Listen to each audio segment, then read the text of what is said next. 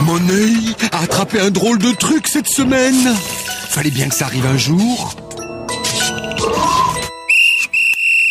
À force de se balader en liberté, ben voilà, j'ai attrapé un buzz et un gros, et ce, malgré moi.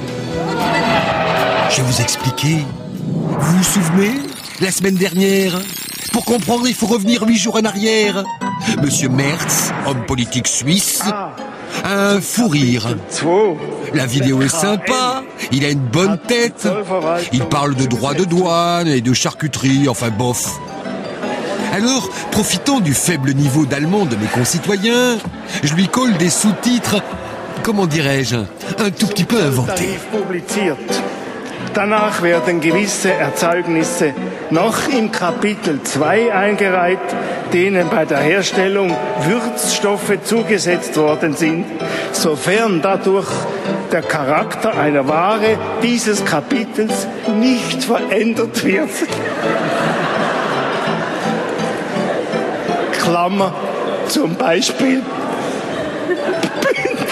C'était tout de suite beaucoup plus drôle, hein, que les droits de douane.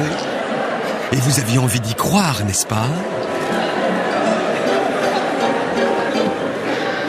Bon, d'accord. Je parle pas allemand et j'ai... Ça, c'est ce que j'ai dit la semaine dernière. À la fin, j'ai avoué le truc. Ah, rire à l'heure du rôti, le rôti du samedi. C'est pas interdit, non? Ce qui est bien avec vous, chers téléspectateurs très fidèles, c'est qu'il n'y a pas besoin de vous mâcher les trucs que je me suis dit. Vous êtes tellement habitués à nos facéties que vous le servir comme ça aurait été parfaitement inutile. Que vous parliez allemand ou pas.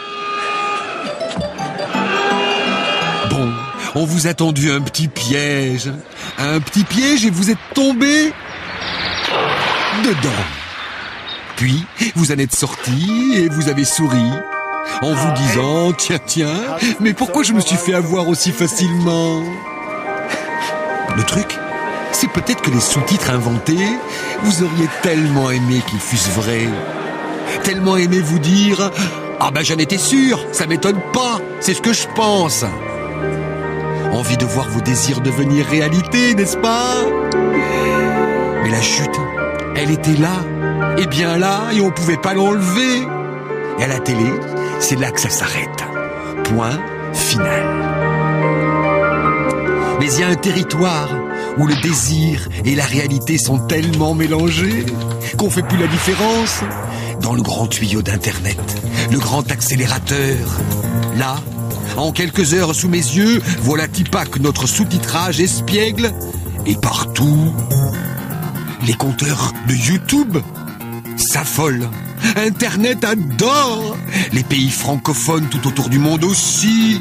C'est génial. Je deviens célèbre.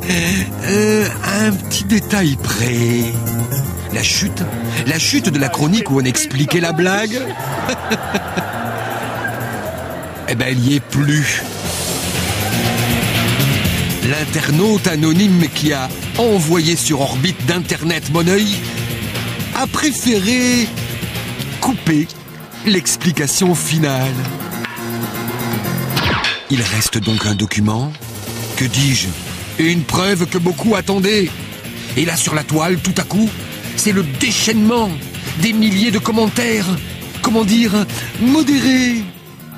Il y en a qui adorent mon député suisse, d'autres le détestent. Il est, pour les uns, risible, pour d'autres, tellement vrai. Message après message, surgit une grosse, mais alors une grosse envie d'être d'accord avec Monsieur Merz. C'est plus une blague, c'est une preuve. Facez, faites circuler, il a raison, le bougre. Sur Internet, mon œil devient alors un faux. Des faux, il y en a eu plein déjà, comme celui-là, qui profite du fait que nous ne parlons pas chinois. Des millions d'internautes l'ont vu, beaucoup y ont cru. 强大了，走到了这个中心了。我们要向世界奉献什么样的产品呢？除了直接肉眼可以看得到的 Made in China 的产品之外，还有什么是我们要给世界的？比如讲，在人类所面临的挑战，气候变化，对，是吧？我们是不是能够提供更多一点公共产品？和平发展问题，我们能不能够提供更多的公共产品？我刚才讲了维和，我们是不是能够多做一点？第二，我觉得就是我们呢。Ça a fait marrer les Chinois. Mais d'autres y ont cru parce qu'ils voulaient y croire et qu'ils ont pu se dire « Ah, j'en étais sûr ». Et si vous pensez que les jeunes sont tous des petits voyous, irresponsables, vous êtes prêts à gober cette vidéo. Une blague d'étudiant, innocente.